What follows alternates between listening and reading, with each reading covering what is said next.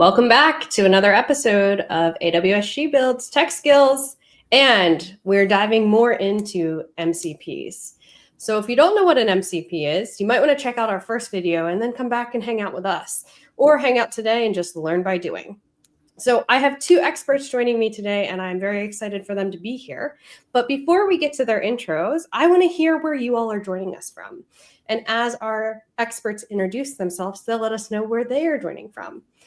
For those of you that don't know, my name is Brittany Wolfrom. I lead a team of customer solutions managers here at AWS and have a huge passion for doing things like this with our fellow women technologists and allies.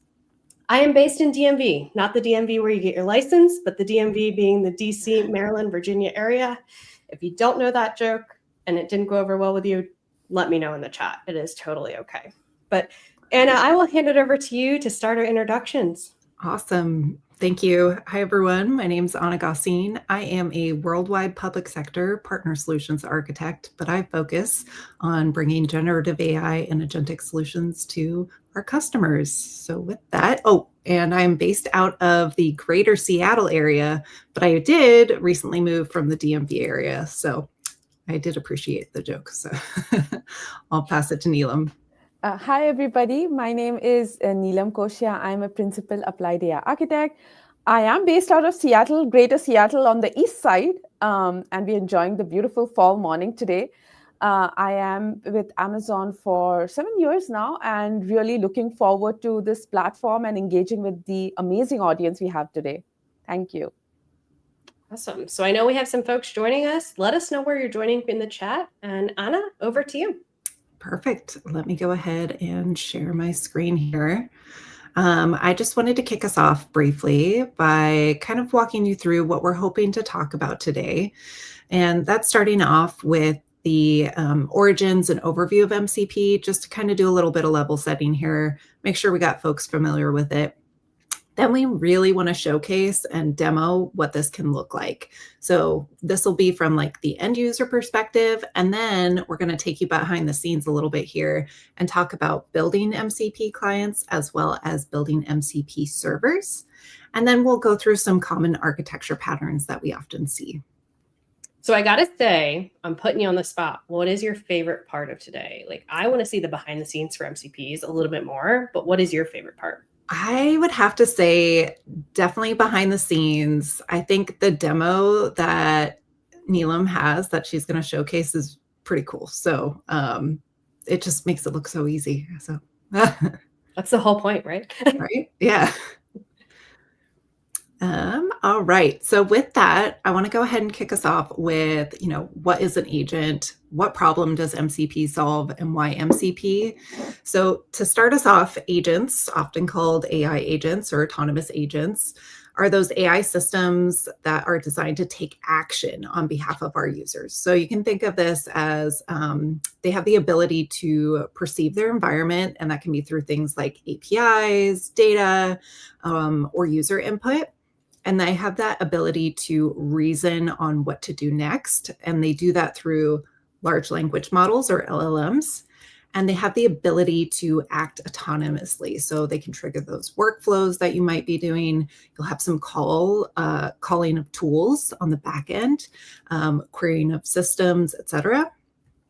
And really, you can think of them as LLMs with memory, goals, and the ability to act. So that's like the good overarching, I'd say, definition of agents. Now, when we think about what problem does MCP solve, just as a reminder, MCP stands for Model Context Protocol, and that is that open standard development that makes it easier for AI agents and applications to talk to tools, data sources, and systems consistently.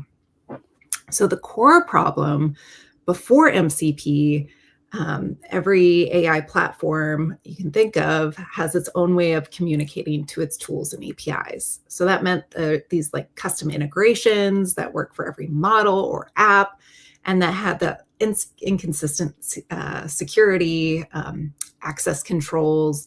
And MCP solves that by defining that unified protocol for connecting those LLMs to data actions, help enabling, secure, pluggable integrations, really simplifying that enterprise adoption. So in short, MCP provides that USB standard for all AI integration, so those agents can easily plug into different systems. And then lastly, why MCP? Think of it as interoperability, security, and scalability. So making sure that you have those tools it provides that standardized way for tools to talk to each other. That way LLMs can connect to those APIs and databases and tools. And it really just kind of helps bridge the gap between the model and the real world, ensuring that you can use those tools in the right context at the right time. So what does that kind of look like, I'd say? So before here on the left-hand side, MCP AI agents had to integrate with each API individually. So that created that fragmentation and complexity that you would commonly see. And each integration required custom code and handling. That approach, as you can imagine, does not scale, especially as you add more services. So if you move to the right-hand side of the screen, MCP introduces that unified API layer that enables the plug-and-play functionality.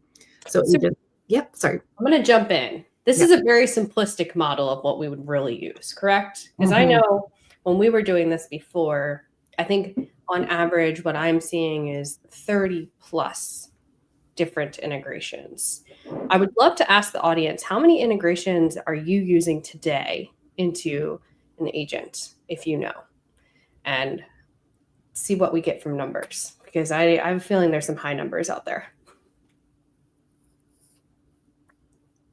All right. Sorry to interrupt. Okay. No, I can only imagine exactly that.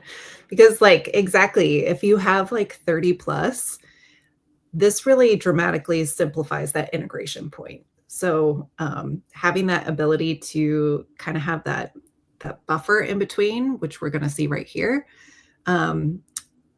really solves that problem of the N times M integration problem that we see. So that's where you can see on the left-hand side, there's that exponential complexity of connecting to all these different AI models, and then to the tools and data sources on the other side.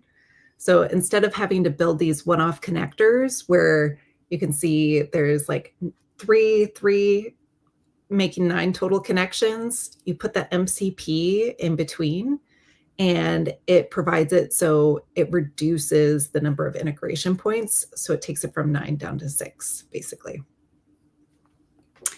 So last thing here before we dive into the fun part of demos and kind of looking behind the scenes, wanted to call out with MCP, we have that standardized interface that you might see. So you can think of this with any MCP client. So we've got, for example, Cloud for Desktop, Cursor, Goose, Windsurf, Hero, and your custom clients. I'll dive into actually Amazon Q CLI a little bit later, but these can all connect to various MCP servers. So that can be things like database for data operations, maybe a CRM MCP server for customer relation management actions, and then also version control MCP servers for code management. So it runs across a rich ecosystem of interoperability components that you can then,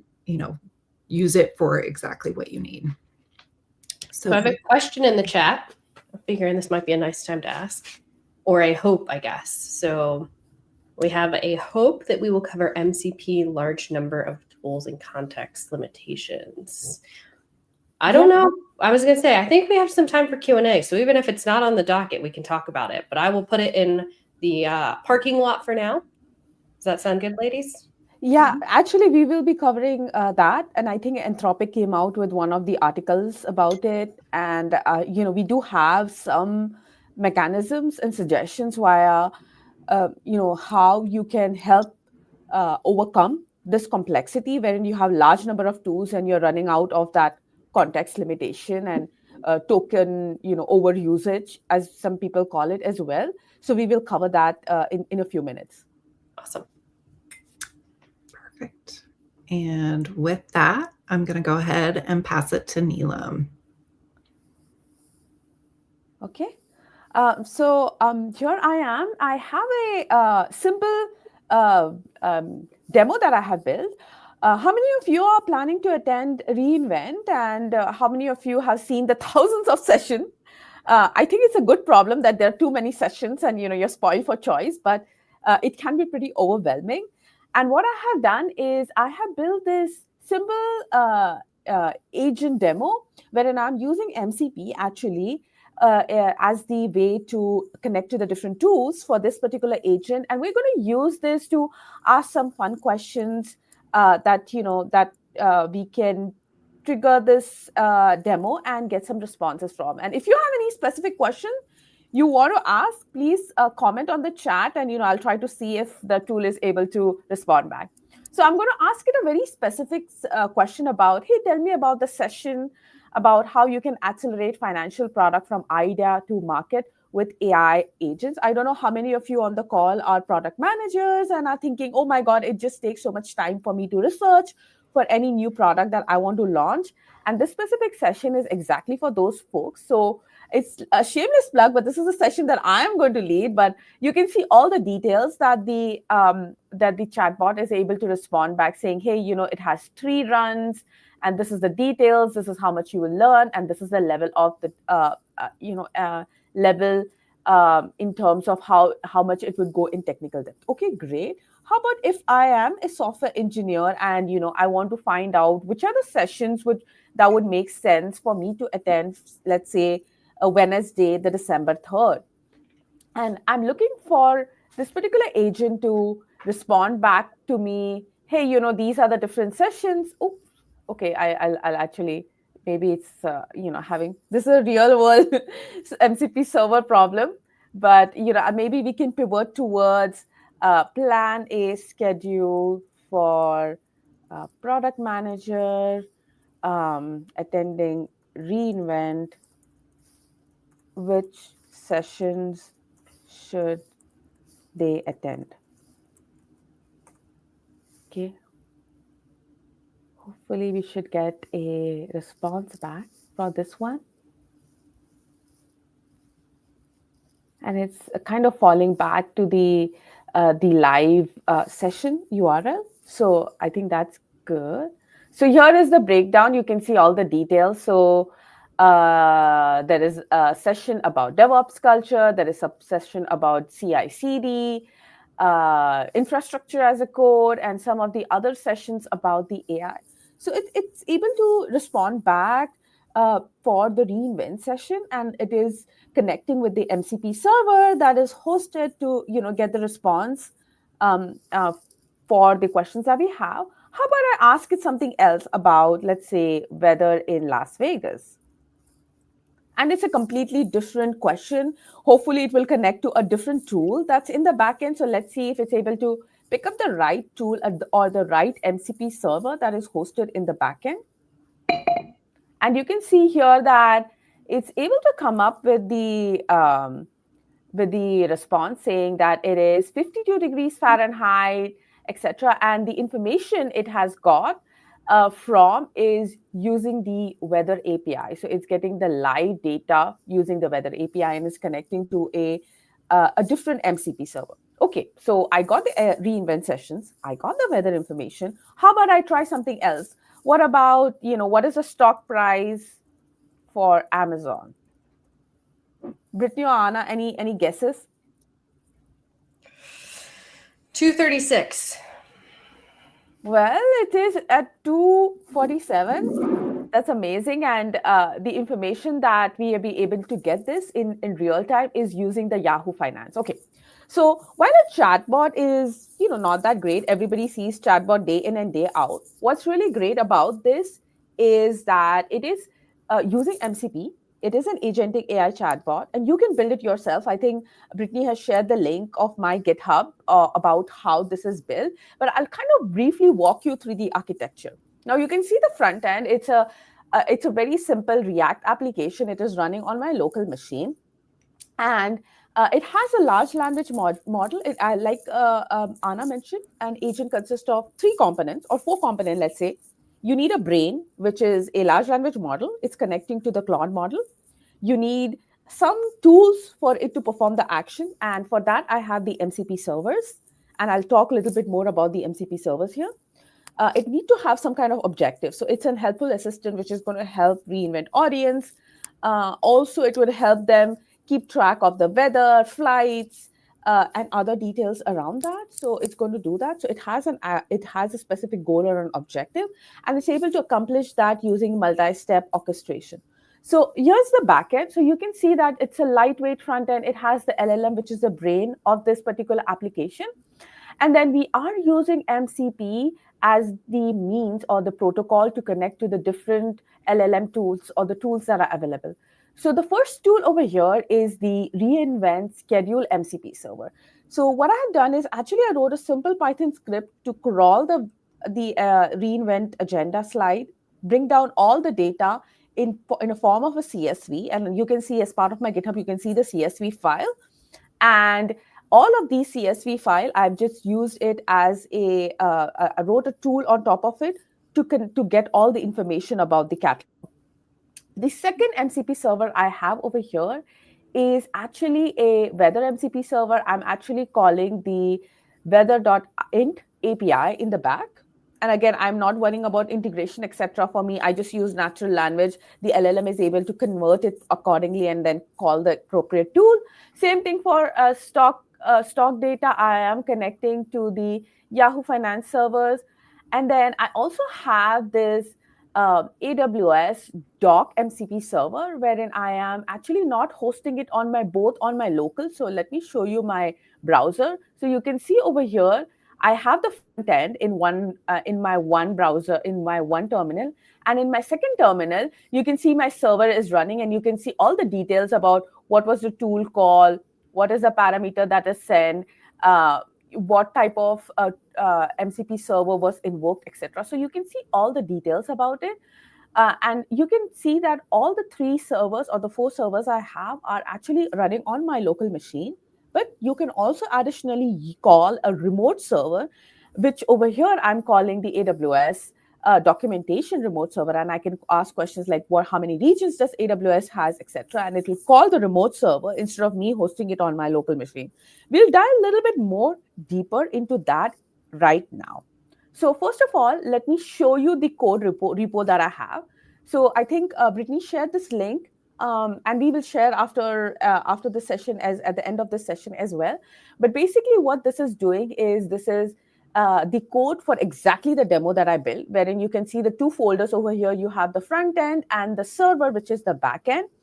I am using the Strands SDK to build this particular agent, and I will show you some of the code that are there, code that is actually the backend, which is powering this particular agent, right? So here is the backend, and as I mentioned, I am using the Bedrock runtime, and I am using the Strands agent, and I'm using the MCP tools. So I'm defining the different MCP tools here. As you can see, I have the search tool, which is going to search for the conference details.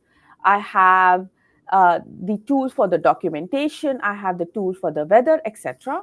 But the one that I wanted to help draw your attention to was how I am describing the remote server versus how I'm describing the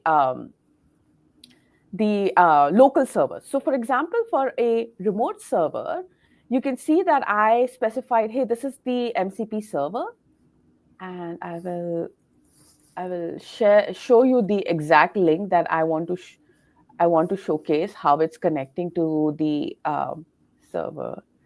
I think 1 second. Okay, right here.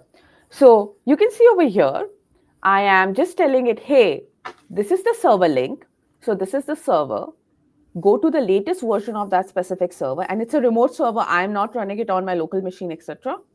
And I'm saying, uh, just pass on whatever the large languages pass on the required parameters. So it'll pass on the required parameter. So basically, I'm just necessarily writing maybe 2 or 3 lines of code to connect to this remote server. And a lot of the other examples that we have, for example, for the reinvent schedule management, etc., you can see I'm actually sitting and defining the server side as to how it will go and access the catalog information, create a personalized schedule, etc. So it will do all of that, and that is hosted on the local. Now, if I were to show you a little bit more in terms of how the local and remote is a little bit different. So you can see over here, this is my computer, my MacBook. You see 2 terminals on my MacBook. I have a local one, like the weather API, for example, or the stock market, stock API, or the reinvent schedule. All of that is running on my local machine, right? But the remote server over here is my AWS documentation. And you saw that one line of code wherein I don't have to define anything. And that is actually a remote MCP server. Now, when would you use a local versus when would you use remote? I think I put in a high level thinking process of how you should use local versus remote. If you are looking at production grade, enterprise grade use case, wherein you're thinking about scale, resiliency, cater to different audience across the globe, you would want to host a remote MCP server. And we will see some more examples in our walkthrough later today as well in this particular session. But that's when you would use remote. And the local one, when you're doing for productivity, this is POC, just doing it to learn more details about a specific tool that can help you to build faster or work faster. I think that's a good use case wherein you can use a remote server as a method as well. Now, another difference between local and remote is the type of transport. So when you use MCP, you can have 2 types of transport. One is standard IO, which is great for local. So when you connect with the local MCP servers, the server and your client will talk to each other using standard in and standard out. Again, great for POC, lightweight experimentation, etc. But again, if you're thinking production grade, you would require HTTP streaming, wherein you would connect to that documentation server, you would connect to GitHub, you would connect to that payment vendor, etc. And that's wherein you would use the HTTP streaming in conjunction with the remote MCP server. Now, the other piece that I want to talk about is how does the protocol, like how does the structure or the wire format looks like? So it's very simple. It is using the JSON 2.0, and maybe I should zoom in a little bit. Okay. And it is using the JSON 2.0, and you can see the structure is very simple. You have the method. So, what is the method you want to call? You will pass in the parameters and the arguments, and then you will have an ID. So this is how the client to server data, looks like. And then this is the server to client, wherein you will be seeing the result tag and the content details about how the server responded back. So you also have a notification wherein it would notify whether it's initialized, whether the connection is initialized, and it goes to the different stages as well. So very lightweight, very simple JSON RPC 2.0 protocol is what this particular protocol is using. Now, we covered the different types of MCP server. We covered the wire format. We covered the transportation type. What I'm going to cover next is how do we build these servers and how do we build these clients? Now, I know that a lot of the folks on the call are using open source. Please feel free to comment if if there is a specific agentic AI framework that you really like. I know a lot of folks like LangGraph, LangChain, Crew AI has a lot of fan following as well, just for the simplicity. But please comment and let us know which one you really like. But I'll kind of walk you through how you can build in MCP server. So for building MCP server, there are actually two ways. Either you can use the standard MCP package in Python, or you can use the fast MCP.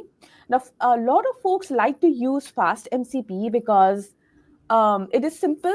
But again, I would say that I have actually in this doc, I have highlighted the when you should use fast MCP versus when you should use the standard MCP, way. For enterprise grade production workloads, highly recommend to use the standard MCP server. It is a little bit more verbose. There might be a little bit more learning curve for a lot of the folks on the call compared to fast MCP. But I feel like it might be really the one that you want to go for when you're building those enterprise grade MCP servers. And you can see you just import the server, you import the tools and the text type, you define what the server, with the server name, and then you specify the different tools that is part of the specific server. Now, That's a really good call out too, Neelam, as far as like the difference between fast MCP versus the enterprise grade. I think understanding like the building blocks of what's going on underneath fast MCP is like a nice way to kind of grasp that idea. Totally. Yes. I would say also experiencing it before. It's like if you build it on fast and then you're launching it, you're going to move over anyway in most cases for all the availability there. So don't do it twice. I guess learn from some of our mistakes. Yep. I agree. But again, like if you're experimenting, it's an easy way to get started, build confidence, and then move on to, now that you have the foundations looking good, you have tried out, small experiments, then you would go on to build, using those enterprise grade MCP. And there's some shout outs to Amazon Q developer in the chat. I know, Neelam, you asked what teams are using. I love to see that. Oh, yeah, fantastic. I think we will cover that in few minutes. Amazon Q for Dev, Kiro are great tools. I know the community also likes using Cursor, Klein, which goes along with your Visual Studio Code or whatever IDE you use. So yeah, we will cover some of those. But thank you for the shout out, and we'll see a little bit more details about that, from Ana in a few minutes here. Okay.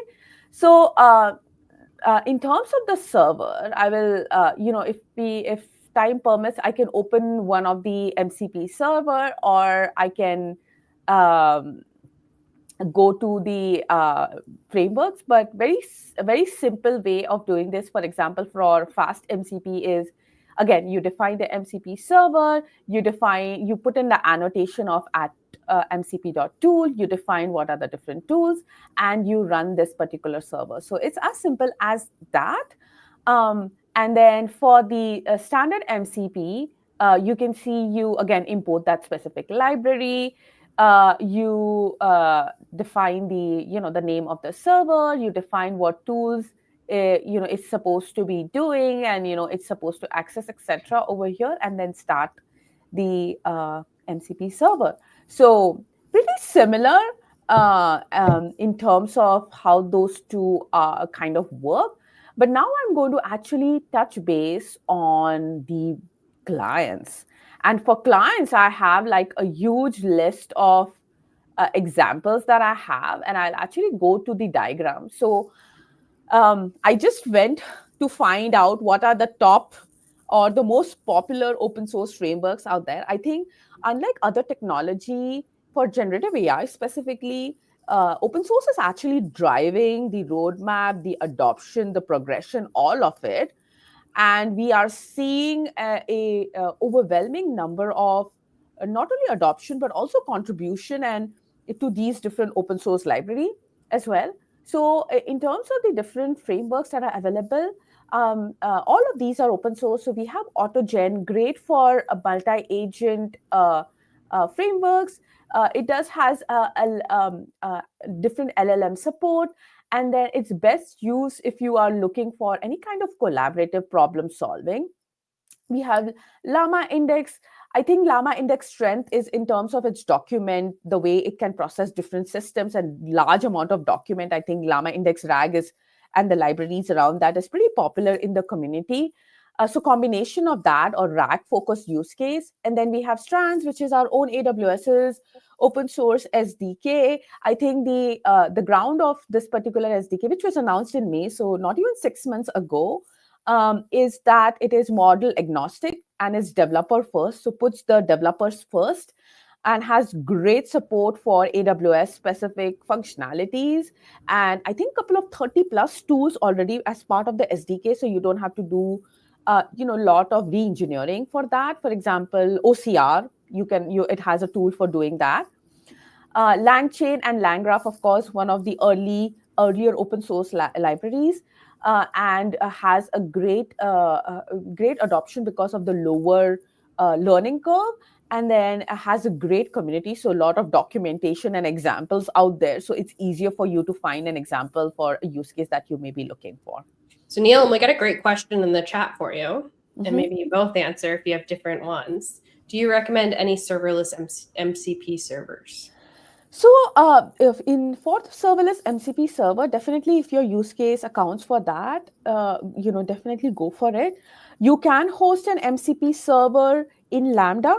The only caveat being is, and I think I might have a link for that. Let me open that link for you. The only caveat of that is how would you manage the session? It would be stateless. So if your use case is such that you don't have to worry about statefulness and it's not bulky enough, you can definitely use a Lambda. And Lambda also has a library for the MCP server. So definitely you can go ahead and do that. However, if you are thinking about serverless in a container mode, you can host it in Fargate, which is our AWS's containerized offering. And then for managing the session, I think you can make sure that your Fargate sits in front of a application load balancer and you have the sticky session turned on.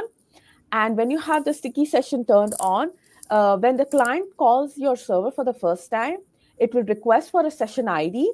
Your Fargate server will reply back with the session ID, and in the following request, the client will send that session ID.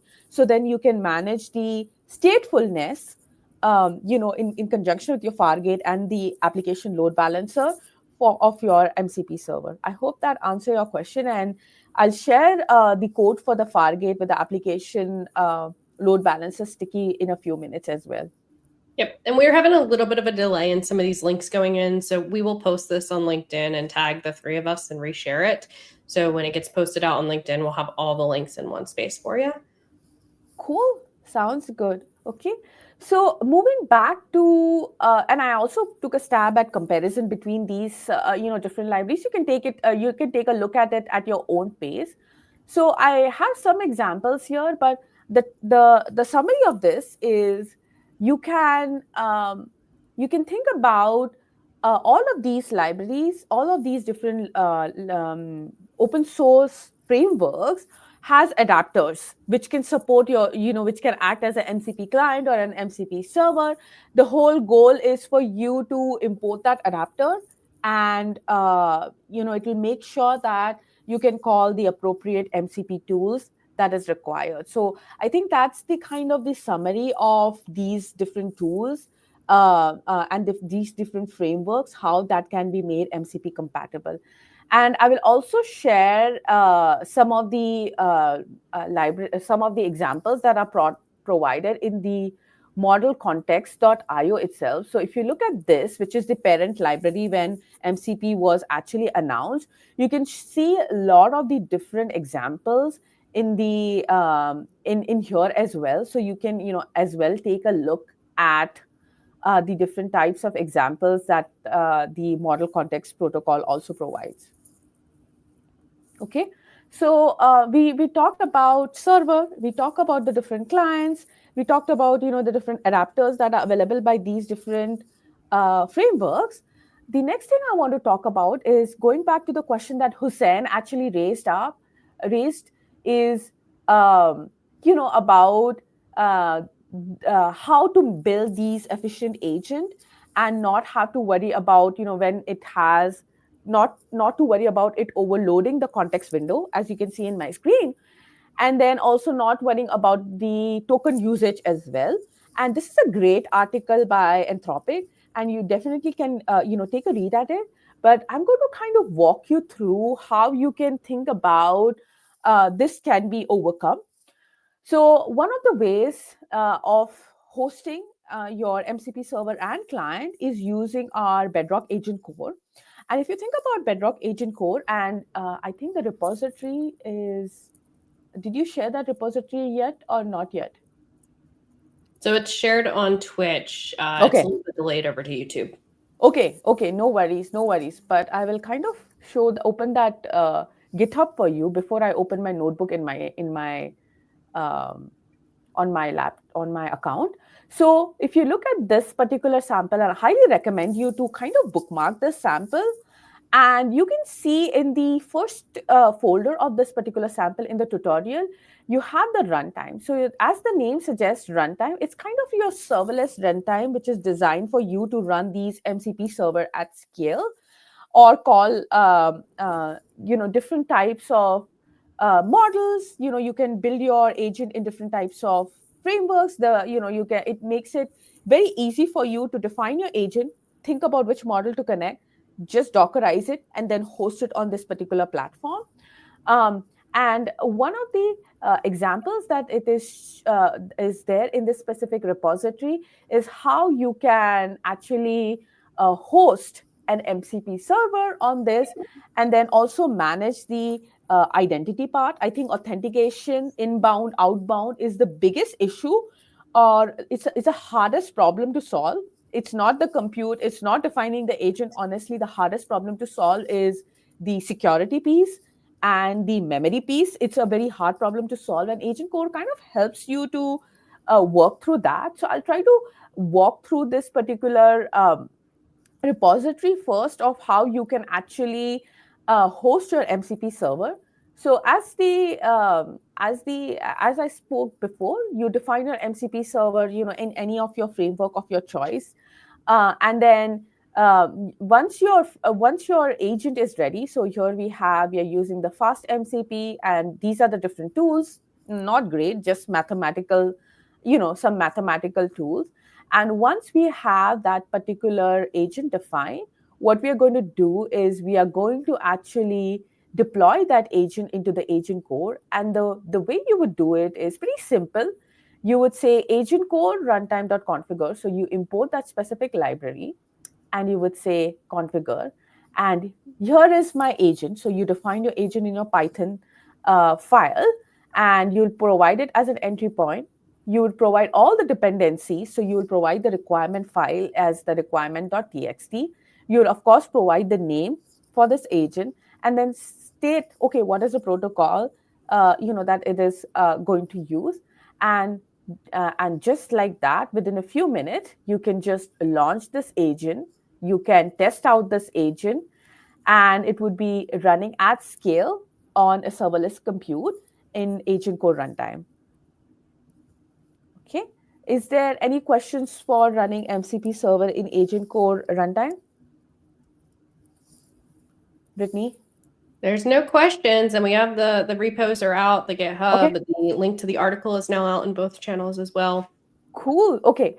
So the next one that I want to talk about is if you have an existing API or a Lambda function that you want to make it MCP compatible, you can MCPify your Lambda. I'm sure there are a lot of English teachers who are going to be, upset about me using that word, but you get the idea here. So basically, what we are going to do is we are going to use this service called as Agent Core Gateway, which will actually transform your existing Lambda targets, Open API, APIs that you might be having, any other tools that you have as MCP tools that can be used across your organization or by external applications as well. And the important thing about this is that it will help you to manage the permissions, not only the inbound permissions, so you can see the inbound auth over here, but also the outbound permissions. So like if you have to call the API at the end, how does that permission work? It'll help you to kind of tie all of that together. Now, going back to the question that was asked about I have so many different tools. How do I make sure that there is no issues with the context window, and of course issues with the token usage as well, going back to the Anthropic article. And in the same repo, you will see this semantic search tutorial. So basically, the gateway not only can convert your existing Lambda function or APIs as MCP compatible tools, but it also provides this semantic search capability, wherein if you have hundreds of different tools, it can list, invoke, and search tool to make sure that you are not going through that extra context window or overusing your token for your agent.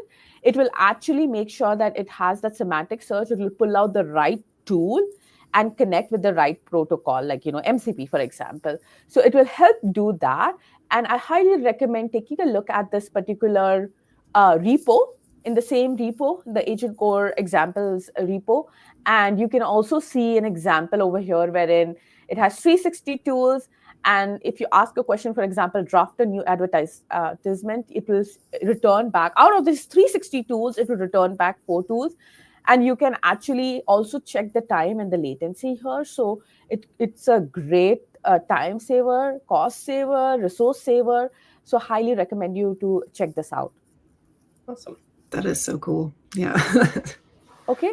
So we talked about the implementation piece. We talked about Agent Core Gateway. I want to actually now switch gears and talk to you about the patterns. So we're going to touch base on 3 patterns.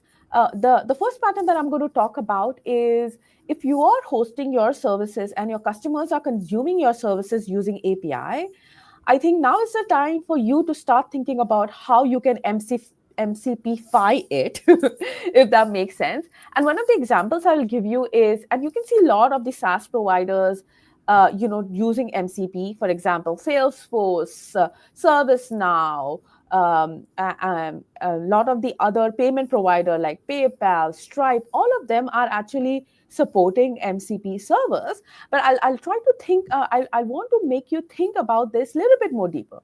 Let's say if you want to integrate with your Instagram influencer and you want to, put your product on a catalog and have a payment vendor. And if I have to connect this using these many different APIs, so for example, order API, even a create order has hundreds of fields as an input and hundreds of fields as an output, it's a nightmare. I would spend hours and hours to integrate this, write the code for this, and it can be pretty time consuming as well as not a very user-friendly experience. So the way you can think about it is, how about I expose my services as a remote MCP server or like an agent toolkit, or a local MCP server, or a remote MCP server. And that's what, for example, PayPal offers. So you can, connect to it using, your local remote server. And of course, it passes in the credentials exactly the same way you would connect with an API. Or you can connect to the remote MCP server and just make the direct call instead of you having to worry about, oh my God, I have to integrate with so many different APIs and the complex mapping of the APIs. So that's pattern number 1. I will hand it over to Ana to talk about the pattern number 2, and then we'll talk a little bit more about pattern number 3 as well. Perfect. Okay. I'm going to showcase here a little bit on using Amazon Q Developer CLI with MCP servers. So maybe I saw some folks were already fans of using Amazon Q. So let me go ahead. Can you see my terminal here? Yes, we can. Perfect. Okay. So for those familiar with Q, maybe you already have it set up. I'm going to go ahead and initiate it here with Q Chat. And so as it's going and starting up, you can see at the top here, we have 3 servers that I already have configured. Now, this is where Neelam was talking about. You can plug in those servers that you are looking to work with. So for me, I am working personally with AWS ones. And so this is going to be for the use case of, I just got off a call, maybe I had a whiteboarding session, and we want to visualize what we talked about and put this together and create an architecture diagram, because sometimes those can be a little bit of a pain. So we're in Amazon Q. It's beautiful. It's pulled up. We have it here. And this is where you can see you can start chatting with, I have Claude Sonnet 4 here. We've got the AWS Diagram MCP server, and then the AWS Documentation MCP server. So that's where, we are going to pull in our prompt. And so this is something that could be like, okay, we had our conversation. We really want to create, we'll do like maybe classic, create a multi-tier architecture diagram for a 3-tier web application. I'm going to just copy and paste it in here. This is where you can define it, what resources you're looking to do. And what this is going to do when I hit enter is it's thinking. It's going to pull in those MCP servers and those tools. And you can see right here, using tools, search documentation from the documentation MCP server right here. So I'm going to go ahead and hit yes to allow it to continue on with this. You have the ability to hit trust, which was always allow.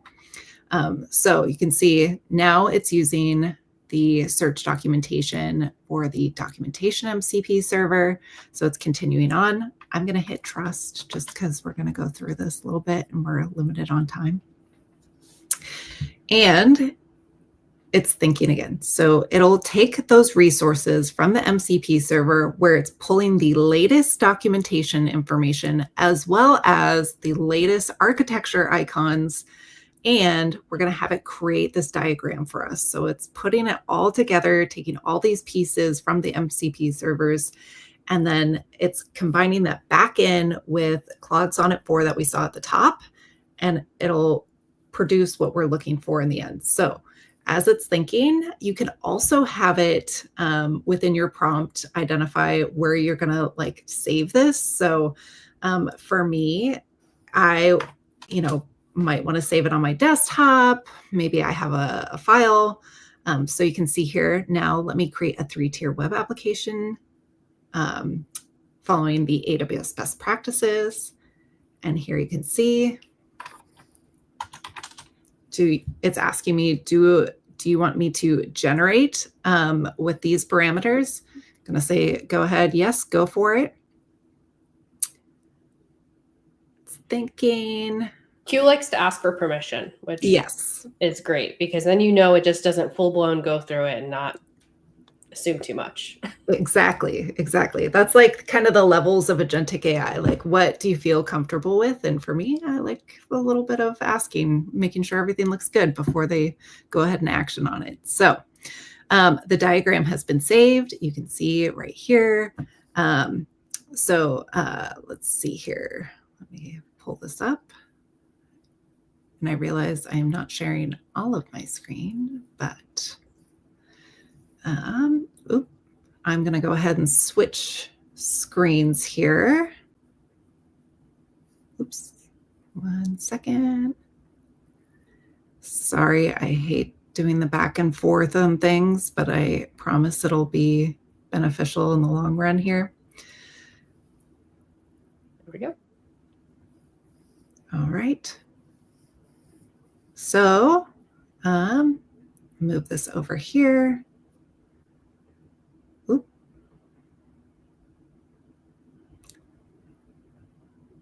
And line this up. There it is. Okay. So I pulled it up over here. You can see the 3-tier, got to zoom in a little bit, but here it's got all the AWS icons that are the latest and greatest. Oftentimes that can be a little tricky sometimes to find these.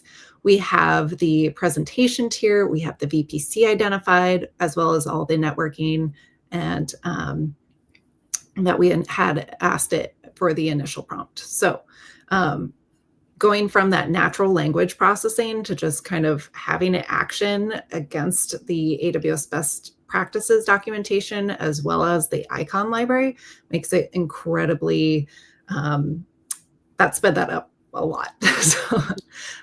So having that ability is like amazing right there. And then if you wanted to take that a step further, let me go ahead and pull up this. And just kind of want to showcase too, like which MCPs we have pulled up. So you can see here that we have these three that I have connected already. But if we wanted to incorporate, other providers like maybe like GitHub or Google Maps or whatever that may be, or other AWS ones, I know there is we had mentioned like hosting via serverless, but we also have the AWS serverless MCPs. So you could do like your SAM deployments that way. So there's some really cool options out there to kind of plug and play on what you can kind of dive into with that. And the other thing I did want to call out as well is that if you're just getting started too, this is a great